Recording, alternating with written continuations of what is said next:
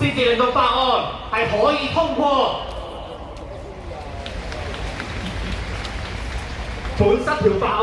喺美國嗰邊遇到一定嘅困難，但法案之所以可以通過，除咗每一位香港人冇放棄過呢一場嘅運動，更加係因為前線嘅手足，佢喺中大，佢喺理大浴血奮戰，令到美國嘅朝野震驚，必須要通過法案，聲援香港。所以各位，希望大家俾啲掌聲，我哋前線嘅抗爭者先。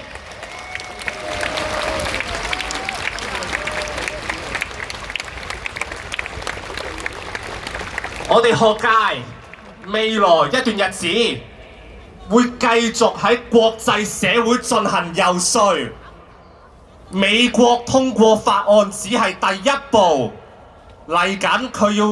確實執行呢一條嘅法案。我哋大專學界同連登嘅我要攬炒團隊，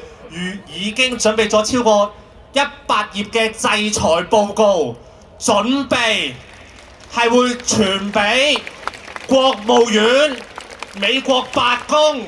美國國會，一定要制裁侵害人權嘅香港警察